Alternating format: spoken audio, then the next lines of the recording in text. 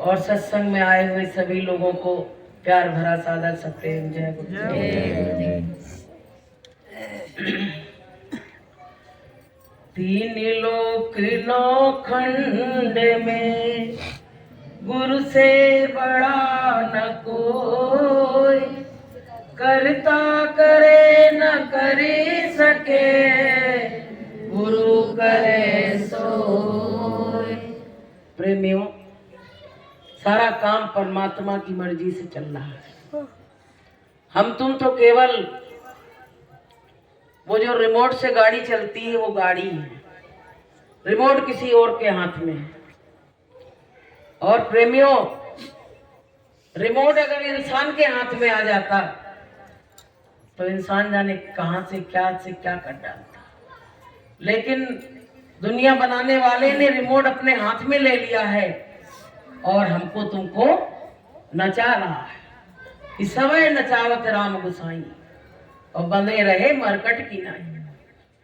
सारे संसार को परमात्मा नचा रहा है और हम तुम घमंड के मारे मरे जा रहे हैं कि हम ही सब कुछ कर रहे हैं। हमारी जो अज्ञानता हमको खाए जा रही है कि अगर हम नहीं करेंगे तो ये काम होगा नहीं।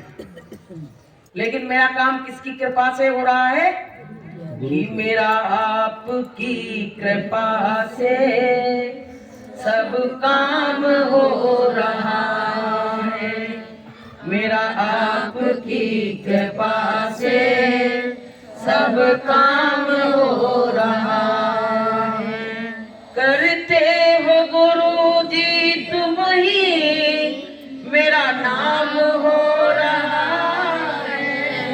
करते हो गुरु जी तुम ही मेरा नाम हो रहा है। मेरा आपकी कृपा से सब काम हो रहा है।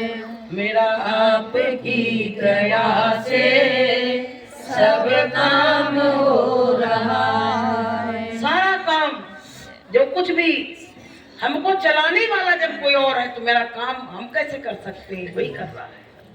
तो प्रेमियों, ये थोड़े दिन के लिए जीवन मिला है, ये मेला लगा हुआ है।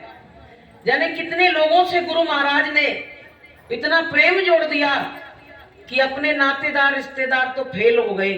सत्संगियों के आगे नातेदार रिश्तेदार फेल हो गए।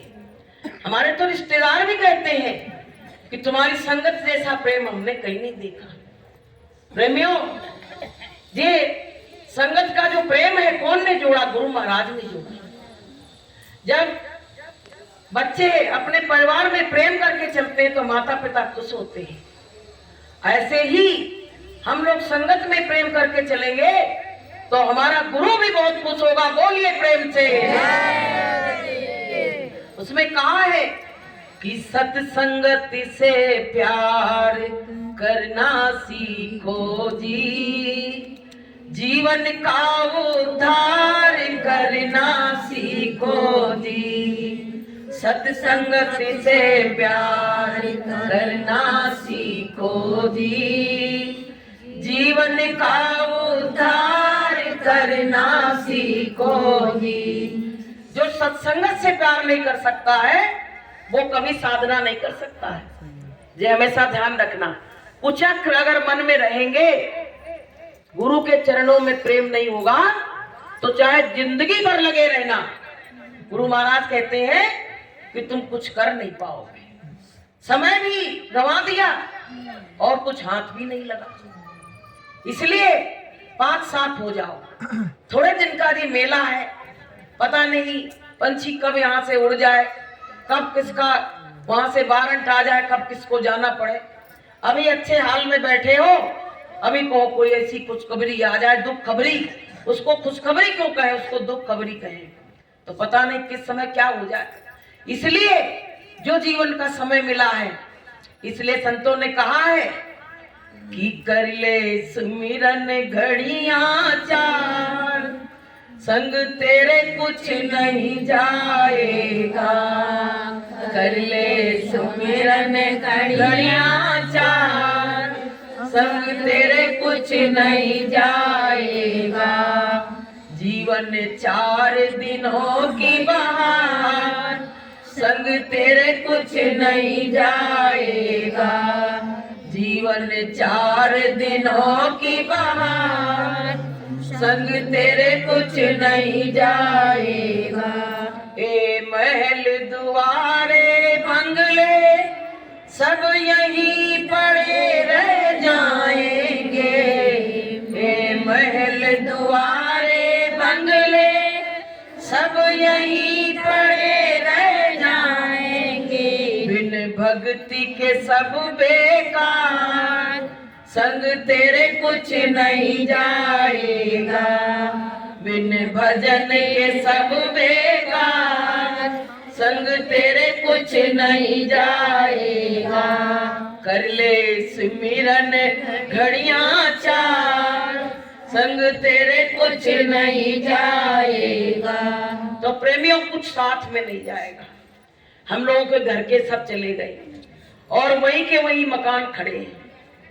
अब हम लोग भी इसमें रह रहे हैं, कुछ दिन के बाद हम लोग भी खाली करके चले जाएंगे, तो उसमें 2 बच्चे रहेंगे।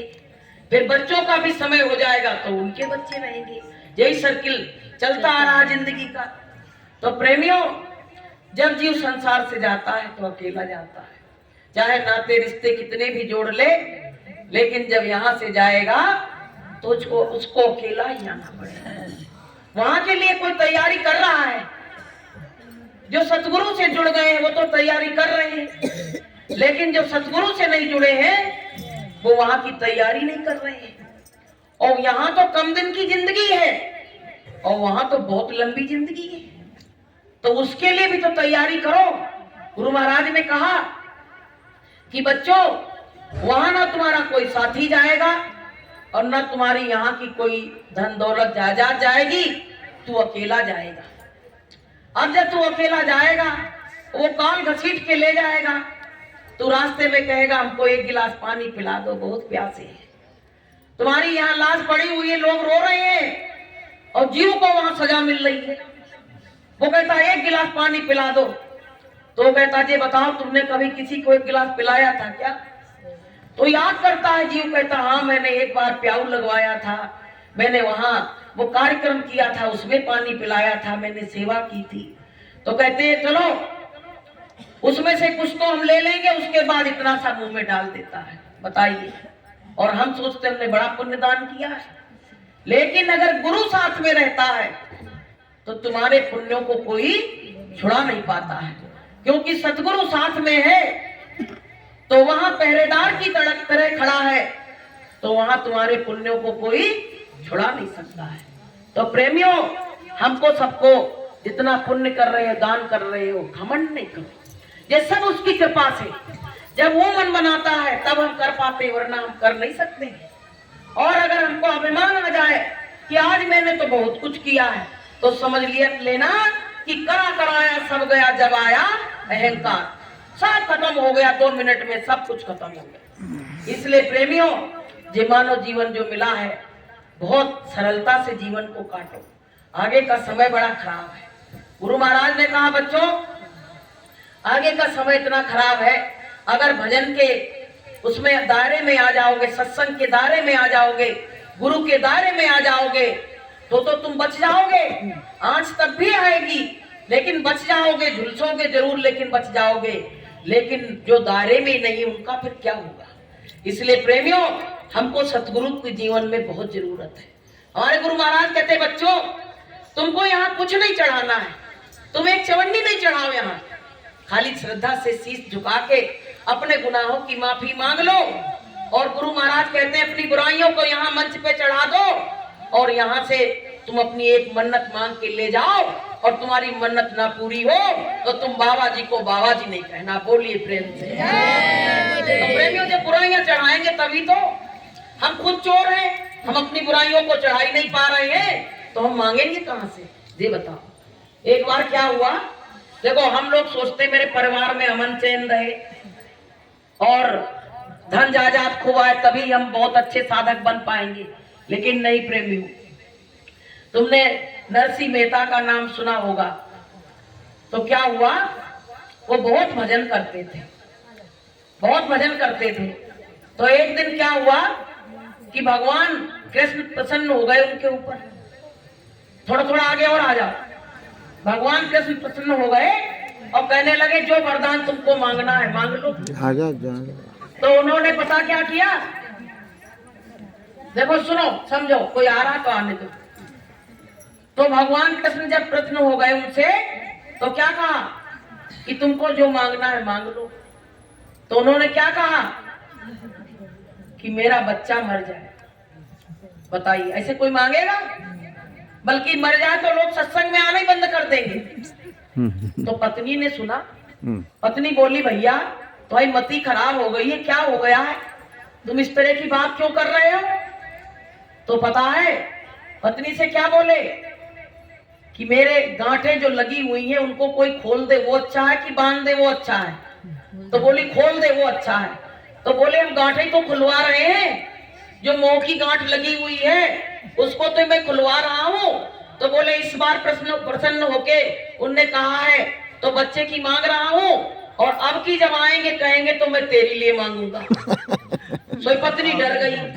पत्नी कहने लगी ऐसी भक्ति से भैया क्या फायदा जब घर के सब लोग ही चले जाए।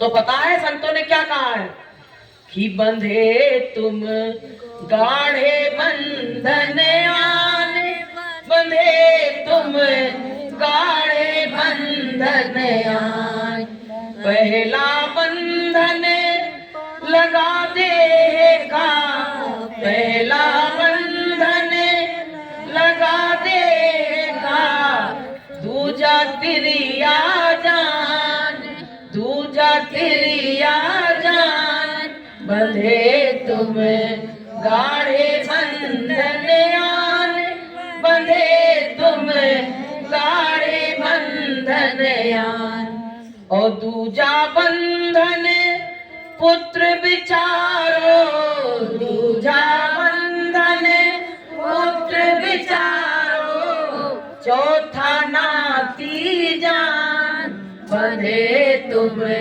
गाढ़े बंधन आन, बंधे तुम गाढ़े बंधन आन। उन्होंने ये कहा जब तो पत्नी कहने लगी बात तो सही है कि बंधन छूट जाए तो आराम तो हो जाएगी। तो पत्नी बोली अब की भगवान आए तो तुम कहोगे कि मेरे लिए मांगोगे? तो बोले हाँ। और बोले तीसरी बार जब आएंगे तो मैं स्वयं अपने लिए मांगूंगा कि हे परमपिता परमात्मा अब तुम इन बंधनों को तोड़ के हमको अपने निज घर ले चलो। तो प्रेमियों हम लोग गुरु महाराज कहते तुम ऐसा कुछ ना मांगो, लेकिन यही कहो गुरु महाराज से, गुरु महाराज ये मोह के जो बंधन लगे हुए हैं इनको धीरे धीरे दुख आए और हमारे ऊपर व्यापे नहीं। दुख तो आए लेकिन व्यापे नहीं, हमको कुछ उसका असर ना हो। तो उसका असर कब नहीं होगा? जब तुम बहुत गहरी साधना में आ जाओगे तब नहीं होगा। क्योंकि वो गहरी साधना में आ चुके थे इसलिए उनका मन हो गया था कि हम इन सब बंधनों को तोड़ के आजाद पंछी की तरह उड़ जाएं। तो प्रेमियों आजादी तो तब मिलेगी जब इन बंधनों से टूटोगे तब। भाई जीवात्मा अभी तमाम बंधनों में बंधी हुई है और ये बंधन टूटेंगे नहीं तब तक जीव यहाँ से आजाद नहीं होगा। तो प्रेमियों ऐसी भावना नहीं लाओ। देखो भगवान जब खुश होते हैं तो हमको क्या क्या देते हैं, समझो इस बात को कि गरीबी, निरादर और अपमान। आप बताइए बीमारी अगर दे दे तो लोग कहने लगते भैया हम तो गुरुदेव के आ गए हो, हम बीमार हो गए, तो कहेंगे आप नहीं जाएंगे, अब तो सीधे माता के मंदिर जाएंगे। अब बताइए गुरुदेव के यहाँ जाने से बीमारी नहीं हुई, गुरुदेव ने तुम पे दया कर दी, दया कर दी। क्योंकि जब दुख आता है तब इंसान परमात्मा की याद करता है और सुख में इंसान अपने रिश्तेदार, नातेदार, परिवार की याद करता है। कुंती ने यही तो कहा था भगवान से कि हे भगवान तुम जा तो रहे हो पर मेरी झोली में दुख डाल देना। तो भगवान ने कहा कि बुआ कोई दुख आज तक हमसे किसी ने दुख नहीं मांगा और तुम क्या भूल गई हो, फिर से याद कर लो। तो उन्होंने कहा मैं भूली नहीं हूँ, क्योंकि जब दुख थे तब तुम मेरे साथ रहे थे, अब मेरे सुख के दिन आए तो तुम हमसे दूर जा रहे हो। तो प्रेमियों जब दुख होता है तब जीव को परमात्मा की याद आती रहती है, उसके लिए रोता है, कहता परमात्मा तू आ जा या मुझको बुला ले, अब तेरे बिना मुझको अच्छा नहीं लगता है। तो प्रेमियों, हमको जब विरह सताएगी तब हम परमात्मा के नजदीक पहुंचेंगे, और जब तक हमारे अंदर विरह नहीं आएगी तब तक हम परमात्मा के नजदीक पहुंचने वाले नहीं है। इसलिए प्रेमियों, हमको सबको नजदीक, खिसकते खिसकते बच्चा माँ के नजदीक पहुंच जाता तो माँ उसको गोद में उठा लेती है। ऐसे हम लोग भी सरकते सरकते सरकते सरकते अपने विरह भाव से परमात्मा के पास पहुंच जाएंगे तो ये पिता हमको अपनी गोद में बैठा लेगा। प्रेमियों, ये दुख का संसार है, इसमें इतने लोग बैठे हैं, आपको हम बताएं, सब दुखिया हैं। भाई थोड़ा सुख आया तो क्या आया, थोड़ा सुख कुछ समय के लिए आया तो क्या आया। अभी कोई और ऐसी खबर आ जाए, कोई दुख की खबर आ जाए, और वो बच्चा बेचारा गिर पड़ा, और देखिए आज हॉस्पिटल में है, लेकिन गुरु महाराज की दया ऐसी रही कि ऐसी परिस्थिति में कोई बच नहीं सकता है। लेकिन कहा कि जाको राखे साइया और मार सके ना कोई, और बाल न बांका कर सके जो जग बेरी होए। पता नहीं उसकी मृत्यु लिखी थी तो गुरु महाराज ने उसको सूली का कांटा बना दिया। तो प्रेमियों, ऐसी दया कृपा, ऐसे दयालु सतगुरु आज कलयुग के समय में, गुरु महाराज ने कहा कि कलयुग के समय में जो सतगुरु संत आएंगे उन्हीं के द्वारा जीव का कल्याण होगा। लेकिन गुरु महाराज कहते हैं बच्चों, अंडा मांस शराब छोड़ दो। अगर अंडा मांस शराब खाया पिया तो तुम रहम नहीं है तुम्हारे अंदर, तो तुमको रहमान कभी मिल नहीं सकता है। इसलिए संतों ने कहा कि रहम करो रहमान मिलेगा, और दया करो तो भगवान मिलेगा।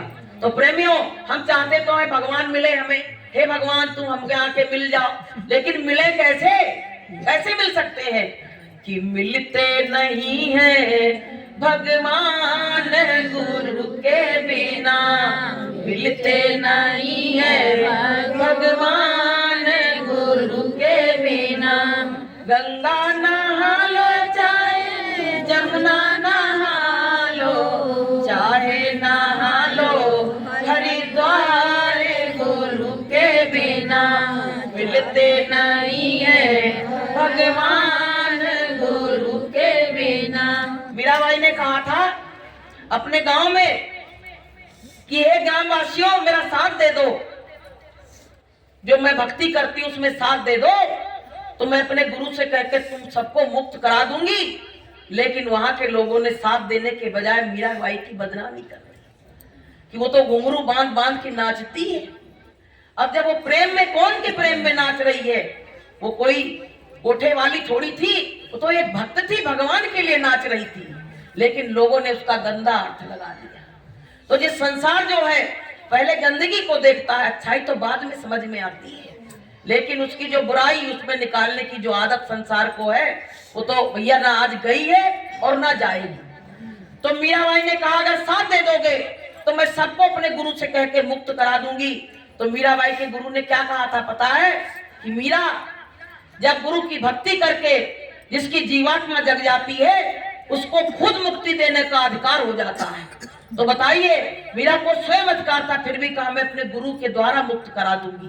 तो प्रेमियों, हम भी सबसे, अपने मोहल्ला वासियों से, अपने घर वालों से, अपने नातेदारों से, अपने रिश्तेदारों से यही मेरी विनती प्रार्थना है कि सब लोग एक बार बात मान लो और गुरु की शरण में आ जाओ, तो सबको हमेशा हमेशा के लिए जन्म मरण का बंधन टूट जाएगा और गुरु के हो जाओगे। इसलिए अब तो सब, मेरी तो यही इच्छा है कि मेरे परिवार के लोग, मेरे घर के लोग, मेरे मोहल्ले के लोग सब इसी शरण में आ जाएं और अपने जीवन का कल्याण कर लें। लेकिन भैया मेरी कौन सुनेगा, कहते घर का जोगी जोगना अन गाँव को सिद्ध। तो बस वो बात है कि घर का जोगी तो जोग नहीं होता है, और अन गाँव से कोई आ जाए तो कहते भैया बड़े सिद्ध पुरुष आए।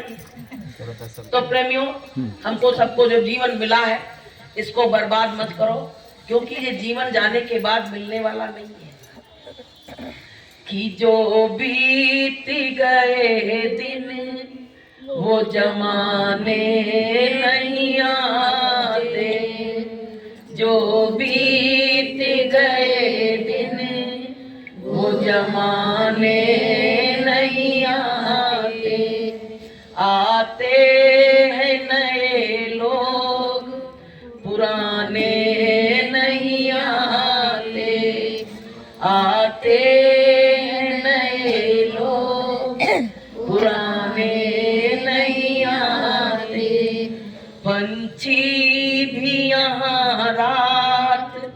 बिताने नहीं आते, पंछी भी यहाँ रात बिताने नहीं आते, बच्चे भी यहाँ शोर मचाने नहीं आते, जो बीत गए दिन वो जमाने नहीं आते।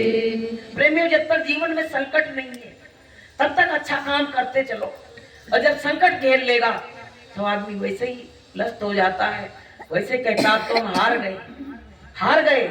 लेकिन परमात्मा कहता है तुम हारना कभी नहीं, कभी नहीं हारना, मैं तुम्हारे साथ। गुरु महाराज हमारे कहते हैं कि बच्चों मैं तुम्हारे साथ खड़ा हूं, तुम कभी हारना नहीं। गुरु महाराज खड़े भी रहते हैं। देखिए हमारे ऊपर कितना बड़ा संकट आया, आप सबको मालूम है। जब हमारा बच्चा सुल्तानगढ़ में डूबा था तो ये सब हमारे मोहल्ले के भी लोग बैठे, ये सब लोग हमको इतना समझा रहे, लेकिन जिसका बच्चा हम कितनी दूर हो जाए और पानी में पड़ा है, उस माँ को कैसे सब्र आ सकती है, ये बताओ। सब लोग समझाए, सब परिवार समझाए, पर बस यही गुरु महाराज से विनती प्रार्थना लगी थी, हे मालिक हम माता पिता केवल जन्म देने वाले हैं, लेकिन आप रक्षा करने वाले आप हो। तो देखिए 80 साल का व्यक्ति वहां रात में कैसे पहुंचा, कौन था वो आखिर? इतनी दया किसी को नहीं है कि रात में जाके और दूसरे के बच्चे को बचा लाए वहां से। बोलिए प्रेम से। लेकिन गुरु महाराज बताइए रात में जाके वहां नदी में कूद पड़े, किसके लिए? अपने बच्चे के लिए। कहते एक बच्चा कहीं फंसा हो तो गुरु को बहुत चिंता हो जाती है, सबको छोड़ के वहां पहुंच जाता है। तो प्रेमियों हम लोग तो यहाँ रो रहे, पूरी रात जगार हुई, कुछ नहीं कर पाए। तब से हमने समझ लिया कि हम लोग कोई लायक नहीं है, हम किसी कर्म के नहीं है, केवल अगर है कोई तो सतगुरु है, और सतगुरु ही बचा सकता है, हमको कोई और बचा नहीं सकता है। और प्रेमियों वहां देखिए तमाम बच्चे बह गए, उसकी तरह जैसे पानी नाव डाल दी जाती बना के पानी में, ऐसे बच्चे सब बह गए। लेकिन ये बच्चा गुरु महाराज की याद कर रहा था कि गुरु महाराज अगर मर भी गए तो कम से कम मनुष्य जन्म मिल जाएगा, जय गुरुदेव नाम प्रभु का।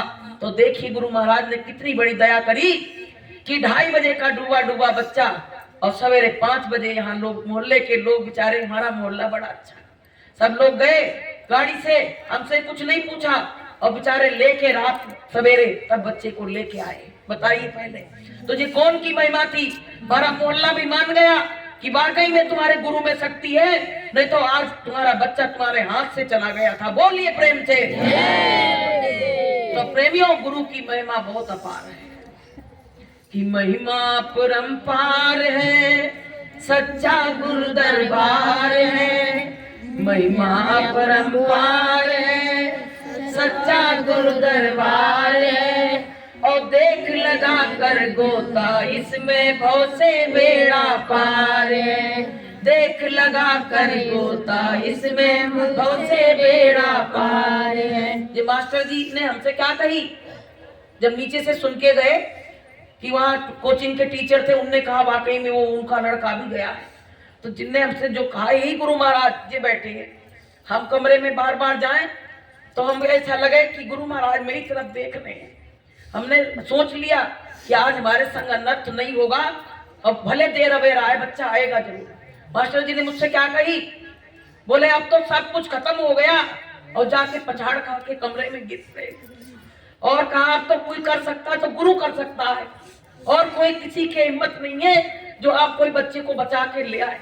तो देखिए जब गुरु पे सब कुछ छोड़ दिया, जैसे द्रौपदी की लाज लुट रही थी, तब द्रौपदी ने भगवान को पुकारा था। सब पहले तो अपने पतियों को पुकारा, सबको पुकारा। जब दीनानाथ कहा तब भगवान आए कि नहीं आए, और भरी सभा में लाज बचाई कि नहीं बचाई प्रेमियों? बोलिए प्रेम से। तो बताइए जब भगवान आ सकते हैं तो हमारे गुरु महाराज नहीं आ सकते? जब मास्टर जी ने कहा अब कोई सहारा नहीं, सब सहारे टूट गए, तो उसी समय गुरु महाराज जाके वहां नदी में कूद के और बच्चे को बचा लिया। बोलिए प्रेम से। तो प्रेमियों भगवान जो है भगत के बस में होता है।